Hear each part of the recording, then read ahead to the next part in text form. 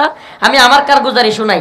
11 মাস জেলখানায় থাকার পরে, 32 দিন 26 দিন রিমান্ডে খাটার পরে, এত জুলুমের পরে বিচারক জিজ্ঞেস করে 11 মাস পরে, হুজুর আপনি দোষী না নির্দোষ?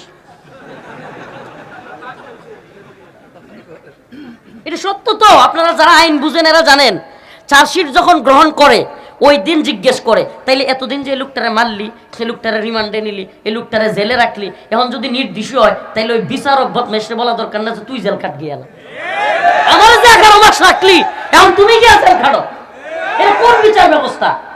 11 মাস পরে বলতেছে আপনি দোষী না নির্দোষ। তো দোষী না নির্দোষ এটা জানার আগেই 3-4 বছর, এমনকি এমনও বন্দী আমরা পেয়েছি 10 বছর চলে গেছে, এখনো পর্যন্ত দোষী না নির্দোষ তার বিচারই হয় নাই। আমার কে বলেন এটা কি তামসা না? বিচারের নামে এটা তামাশা না? কোরআন সুন্নাহর বিচার ব্যবস্থা লাগবে। আমাদের কি লাগবে? কথা কয় না, কি লাগবে? সব কিছুতে এই কনসেপ্ট, ও ইমাম ভাই, ও খতিব ভাই, ও দাঈ ভাই, বক্তা ভাই, মুসলিম তুমি যদি দ্বীনের দরদি হয়ে থাকো, প্রত্যেকের একটাই দাবি হওয়া দরকার। এটা রফিকুল ইসলাম মাদানির বক্তব্য নয়, প্রত্যেকের কথা হওয়া দরকার। আমাদের ইসলামী শরিয়া লাগবে, কোরআন সুন্নাহ অনুযায়ী সমস্ত বিচার ব্যবস্থা, শাসন ব্যবস্থা লাগবে। আমাদের দাবি একটাই। আজকে আপনাদেরকে বলি, এই যে গার্মেন্টস, সোয়েটার ফ্যাক্টরি, এই সমস্ত ফ্যাক্টরিগুলোতে আন্দোলন কেন?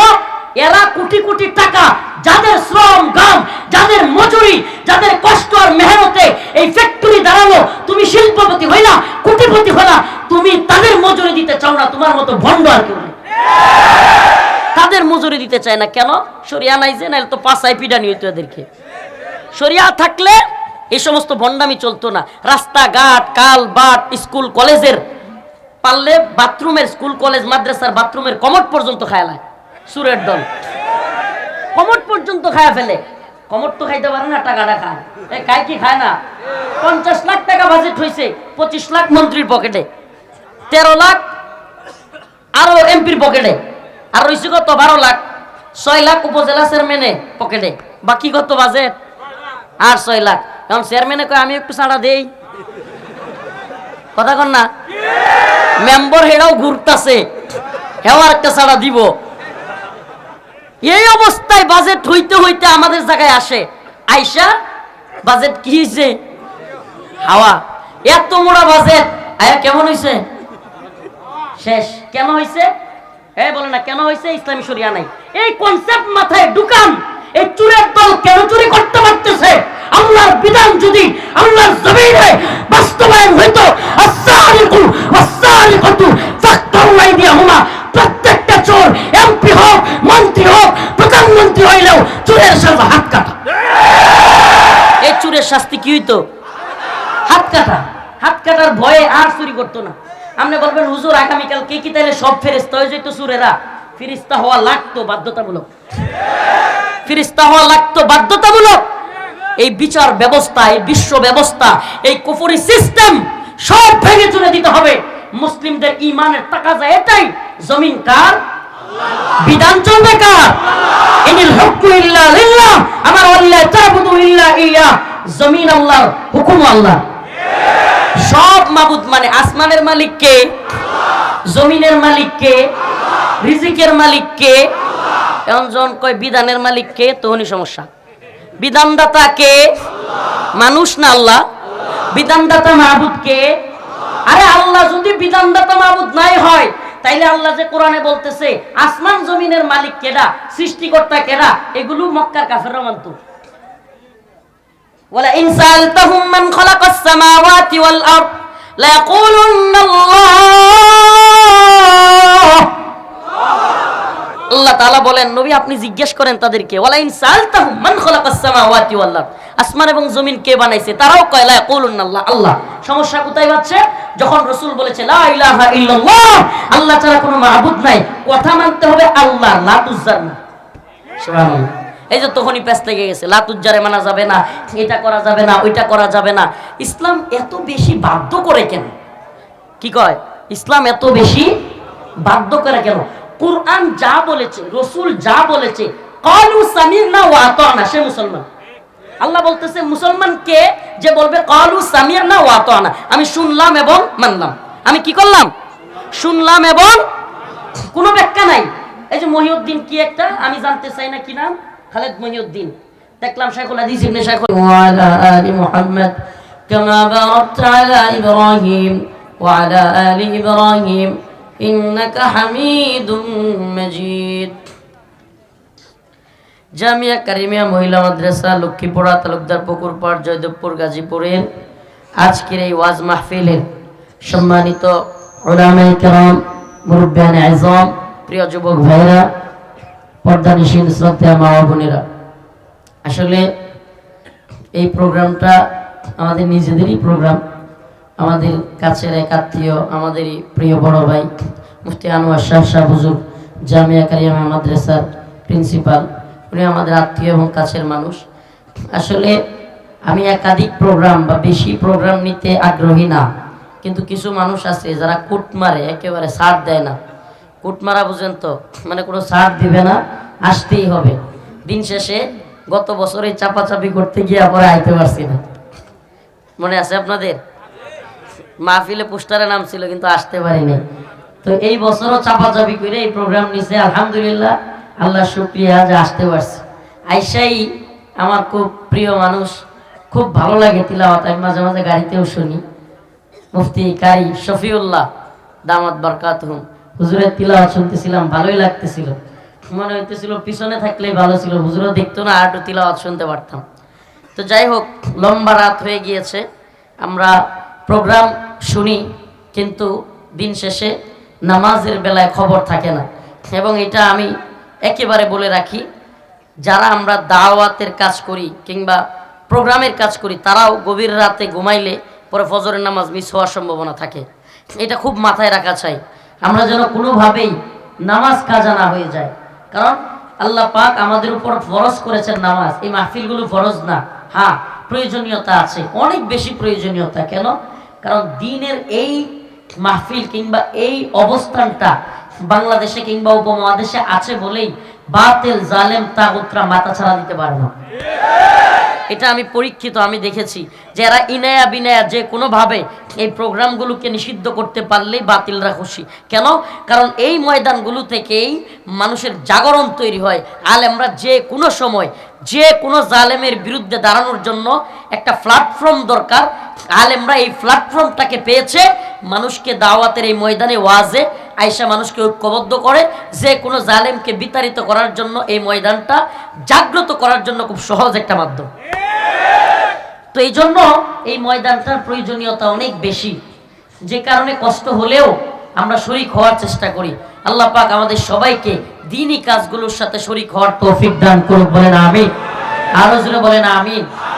আমি আল্লাহ এবং তার রাসূলের, আল্লাহর পক্ষ থেকে রাসূল এবং সাহাবায়ে কেরাম কেমন ছিলেন এবং তাদের অবস্থান কেমন ছিল, তাদের মুমিনের সাথে আচরণ কেমন ছিল, কাফেরের সাথে আচরণ কেমন ছিল, এই সম্বন্ধে আপনাদের কাছে কিছু কথা বলবো। আমাদের আচরণ মুমিনের সাথে কেমন হবে, কাফেরের সাথে কেমন হবে, রাষ্ট্রীয়ভাবে রাষ্ট্রীয় ক্ষমতা পাইলে কেমন হবে, রাষ্ট্রীয়ভাবে বিভিন্ন দায়িত্বশীল হলে কেমন হবে, প্রত্যেকটা জিনিস কোরআন সুন্নায় আছে না নাই?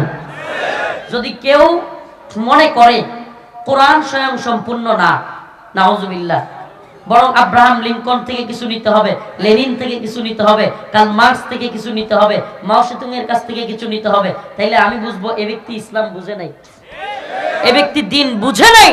আল্লাহ পাক যেখানে বলেছেন আল ইয়াউমা আকমালতু লাকুম দীনাকুম ওয়া আতমামতু আলাইকুম নি'মাতি ওয়া রাদিতু লাকুমুল ইসলাম দীনা, আমি এই দ্বীনকে পরিপূর্ণ করেছি। এখানে কোনো কাটছাটেরও যেমন সুযোগ নাই, নতুন করে সংযোজন করারও কোনো সুযোগ নেই। এই দ্বীনে নতুন করে কিছু আনারও সুযোগ নাই, এটা থেকে বাতিল করারও কোনো সুযোগ নাই। আপনি সালাফদের ইতিহাস দেখেন, সাহাবায়ে কেরামের ইতিহাস দেখেন, তারা নিজেদের ক্ষেত্রে ছাড় দিতেন, নিজেদের ক্ষেত্রে কি করতেন, কিন্তু ইসলামের ক্ষেত্রে কোনো ছাড় দিতেন না। হযরতে আবু বকর, যার ব্যাপারে বলা হতো আরহাম উম্মতি বি উম্মতি আবু বকর, প্রত্যেক খতিব মিম্বরে এইটা পড়ে, এটা বলে, অথচ এই রহম দিলওয়ালা নরম দিলওয়ালা হযরতে আবু বকর রাদিয়াল্লাহু আনহু, আল্লাহ রাসূল সাল্লাল্লাহু আলাইহি সাল্লাম যখন চলে গেছেন, কিছু লোক যাকাত দিতে অস্বীকার করছে। কি করছে? যাকাত দিতে অস্বীকার করছে। সাইয়েদুনা হযরত আবু বকর রাদিয়াল্লাহু আনহু বলেন, আমি ওই সমস্ত ব্যক্তি যারা যাকাত দেয় না তাদের বিরুদ্ধে যুদ্ধ ঘোষণা করলাম। সুবহানাল্লাহ। এবার হযরত উমর রাদিয়াল্লাহু আনহু শক্ত মানুষ, খুব কঠিন মানুষ, তিনি পর্যন্ত আয়েশা হযরতে আবু বকরকে বুঝাইতে লাগলেন,